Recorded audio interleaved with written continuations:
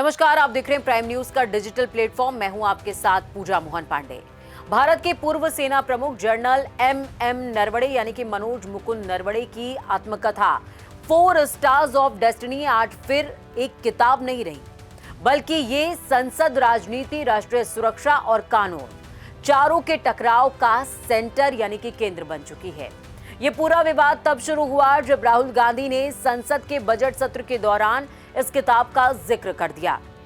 सरकार और लोकसभा स्पीकर का साफ तौर पर कहना था कि जिस किताब को अभी तक भारत सरकार ने प्रकाशित करने की अनुमति नहीं दी है, उसका जिक्र सदन में नियमों के खिलाफ है। फिर क्या था, यहीं से हंगामा शुरू हो गया। सदन में क्या हुआ, पूरा घटनाक्रम आपको समझना चाहिए। सबसे पहले दिन बजट के बाद राष्ट्रपति के अभिभाषण पर धन्यवाद प्रस्ताव पर चर्चा चल रही थी। राहुल गांधी ने जनरल नरवणे की किताब पर आधारित एक मैगजीन आर्टिकल का हवाला दिया। उन्होंने सरकार से अग्निपथ योजना और लद्दाख विवाद जैसे मुद्दों पर कई अहम सवाल पूछे।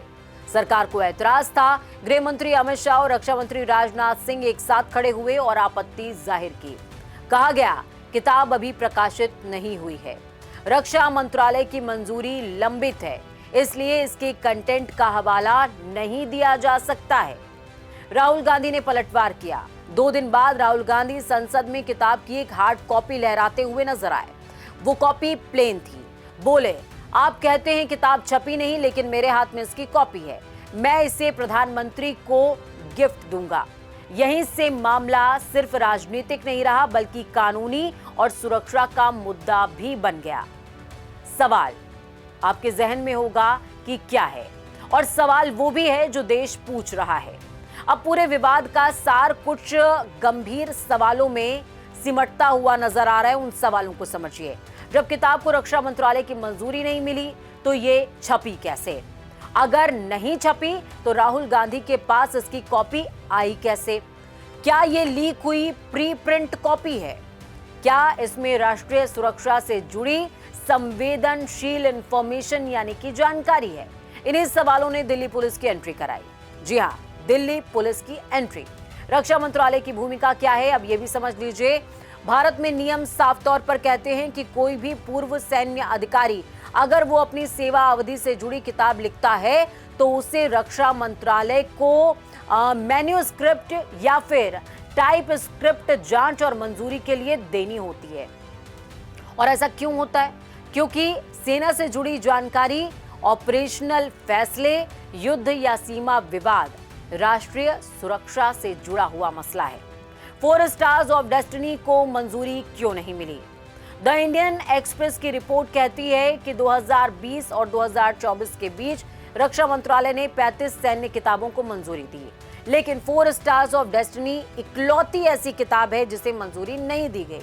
यानी सरकार को इस किताब के कुछ कंटेंट पर आपत्ति थी और यह आपत्ति जताई भी गई। किताब में ऐसा क्या है जिस पर बवाल हो रहा है? सूत्रों और रिपोर्ट्स के मुताबिक किताब में अग्निपथ योजना का जिक्र है। सेना की शुरुआती राय इसमें साझा की गई है और योजना को लेकर आंतरिक चर्चाएं भी की गई हैं। लद्दाख टकराव 2020 का जिक्र है। चीन के साथ झड़पों का विवरण और विस्तार दिया गया है। निर्णय प्रक्रिया के अंदरूनी पहलू भी साझा किए गए हैं। सरकार और सेना का रिश्ता भी साझा किया गया है और कुछ फैसलों पर असहमति और सैन्य नेतृत्व की सोच भी साझा की गई है।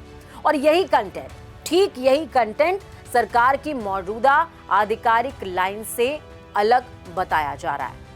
अब इसमें पब्लिशर की एंट्री होती है। पब्लिशर का नाम है पेंगुइन रैंडम हाउस इंडिया। इस किताब के पब्लिशर हैं पेंगुइन रैंडम हाउस इंडिया। जी हाँ, पब्लिशर से जुड़े सवाल हैं कुछ। क्या किताब प्री प्रिंट स्टेज में छाप दी गई? क्या कुछ कॉपियां बुक्स स्टोर्स पर पहुंच गई हैं या फिर वापस मंगाई गई हैं? क्या पब्लिशिंग हाउस से पीडीएफ लीक हो गया है? यही वजह है कि अब पुलिस की जांच में पब्लिशर भी घेरे में आ गया है। किताब लीक कैसे मानी जा रही है? शुरुआती जांच में सामने आया कि किताब की टाइप सेट पीडीएफ कुछ वेबसाइट्स पर उपलब्ध है, जैसे कि व्हाट्सएप और टेलीग्राम ग्रुप्स में वायरल है। पीडीएफ पर पब्लिशर का लेआउट, फाइनल कवर डिजाइन नजर आ रहा है, जिससे ये असली प्रिंट कॉपी जैसा ही लगता है, लेकिन ये असली प्रिंट कॉपी बिल्कुल भी नहीं है, बस लगता है। अब दिल्ली पुलिस सेल की एंट्री होती है, पूरा मामला पहुंचता है दिल्ली पुलिस स्पेशल सेल के पास।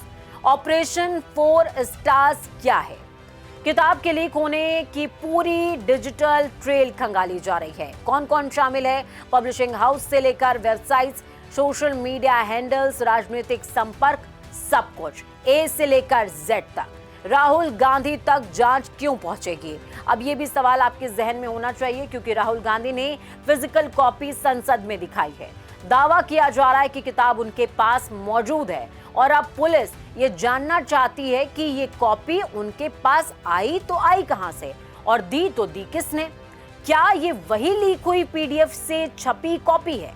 ये सवाल का विषय है, पूछताछ का विषय है, आरोप नहीं है, लेकिन जांच होगी। क्या ये ऑफिशियल सीक्रेट्स एक्ट का मामला है? तो इसका जवाब है संभावना है कि हां। अगर ये साबित हुआ कि संवेदनशील सैन्य जानकारी बिना किसी मजबूरी जानबूझकर लीक की गई, तो ये मामला आ सकता है ऑफिशियल सीक्रेट्स एक्ट का। सेवा नियम उल्लंघन, राष्ट्रीय सुरक्षा कानून के तहत इसको लिया जा सकता है और दोषी पाए जाने पर क्या कार्रवाई हो सकती है वो भी समझ लीजिए। पब्लिशर पर भारी जुर्माना लग सकता है, प्रकाशन पर प्रतिबंध लग सकता है और लीक करने वालों की गिरफ्तारी होगी, उन्हें जेल भेज दिया जाएगा। अगर कोई राजनीतिक हस्ती इसमें संलिप्त पाई जाती है तो स्रोत जो है बताने की बाध्यता होगी, कानूनी नोटिस जारी किया जाएगा और पूछताछ भी की जाएगी। अब आप कहेंगे कितना हंगामा काहे बरपा हुआ है, क्योंकि यह मामला है सिर्फ एक किताब का नहीं, सेना का, राजनीति का, सुरक्षा का, अभिव्यक्ति की आजादी का, चारों के टकराव का मुद्दा है। लेकिन आगे क्या होगा? दिल्ली पुलिस की जांच तेज है, पब्लिशर और डिजिटल प्लेटफॉर्म्स खंगाले जा रहे हैं, पूछताछ की जा रही है, संसद में फिर से सियासी टकराव की संभावना है। अब पूरे मसले का लबोलुबाब क्या है? 4 स्टार्स ऑफ डेस्टिनी आज एक किताब से ज्यादा बन चुकी है। ये सवाल है कि सत्ता कितनी ट्रांसपेरेंट यानी कि पारदर्शी है, सेना की आवाज कहां तक जा सकती है और राष्ट्रीय सुरक्षा की सीमा आखिरकार क्या है? और जांच तय करेगी कि ये लीक हुई है या लापरवाही है, साजिश है या संयोग है। ये तमाम पहलू हैं इस पूरे एक्सप्लेनर के जो आपको समझने चाहिए, जानने चाहिए। राहुल गांधी के हाथ में कॉपी कहां से आई, कहां से उन्होंने लहराई, रक्षा मंत्रालय ने मंजूरी क्यों नहीं दी, अभिव्यक्ति की स्वतंत्रता पे क्या कुछ बाध्यता है या फिर सैन्य अधिकारियों की कुछ जिम्मेदारियां भी होती हैं अभिव्यक्ति के समय, उनकी ड्यूटी ज्वाइन करने के समय ही क्या कुछ बाध्यताएं होती हैं जिनका उन्हें पालन करना होता है। ये कुछ ऐसे पक्ष हैं जो आपको समझने भी चाहिए। फिलहाल आज के इस एक्सप्लेनर में इतना ही। मुझे दीजिए इजाजत। मैं पूजा मोहन पांडे, साइनिंग ऑफ।